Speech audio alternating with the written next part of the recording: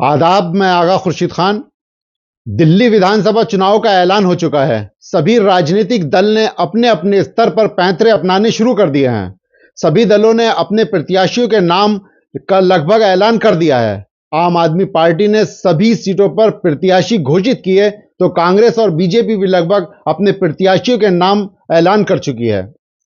इस बीच बीजेपी, कांग्रेस और आम आदमी पार्टी तीनों के बीच जमकर आरोप प्रत्यारोप का दौर शुरू हो चुका है।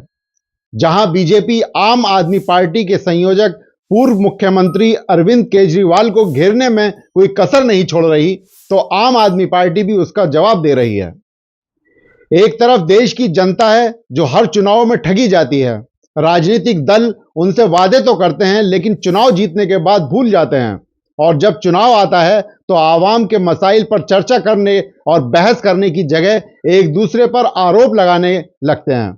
दिल्ली में यही हो रहा है। अरविंद केजरीवाल के बारे में प्रधानमंत्री नरेंद्र मोदी ने सबसे पहले टिप्पणी की थी कि वे शीश महल में रहते हैं और उन्होंने अपने आवास को लग्जरी बनाने के लिए करोड़ों रुपया खर्च किए हैं। इस पर अरविंद केजरीवाल ने पलटवार किया और पूरी बीजेपी पार्टी को हिलाकर रख दिया है।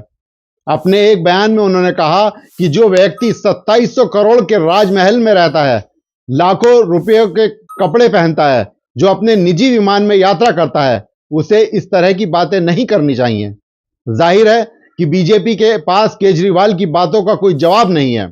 काफी समय से कहा जा रहा है कि हमारे प्रधानमंत्री भले ही खुद को जनता का सेवक बताते हैं, यह भी कहते हैं कि उनका कोई परिवार नहीं है, देश की जनता ही उनका परिवार है। लेकिन यहां कई सवाल उठते हैं।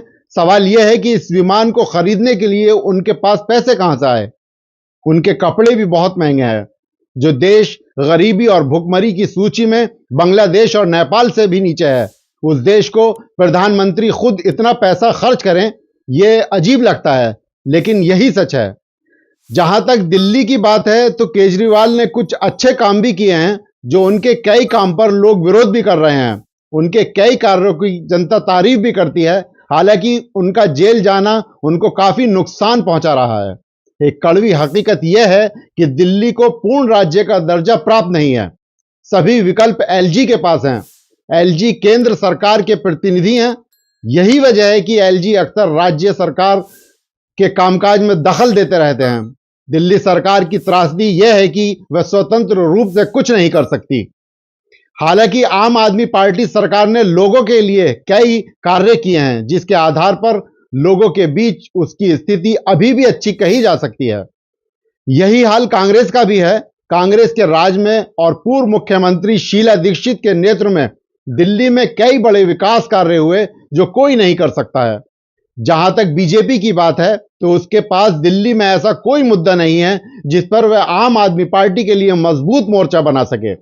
इसलिए बीजेपी के नेता अब व्यक्तिगत हमलों पर उतर आए हैं, जबकि होना यह चाहिए था कि दिल्ली को बेहतर बनाने के लिए विजन पेश किया जाता, इस पर चर्चा होती और इसे चुनावी मुद्दा बनाया जाता। लेकिन दुर्भाग्य से इसकी जगह एक दूसरे पर व्यक्तिगत हमले किए जा रहे हैं। अफसोस की बात है कि यह अब हर राज्य में हो रहा है।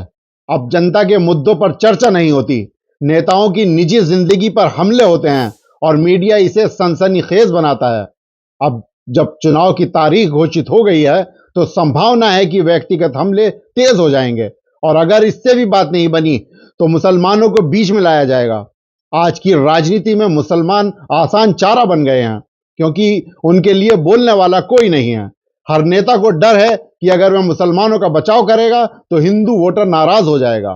खैर, हर एक वोटर की जिम्मेदारी होनी चाहिए कि वो किसी नेता या दल के आरोप प्रत्यारोप में ना फंसें और विकास के मुद्दे को चुनें।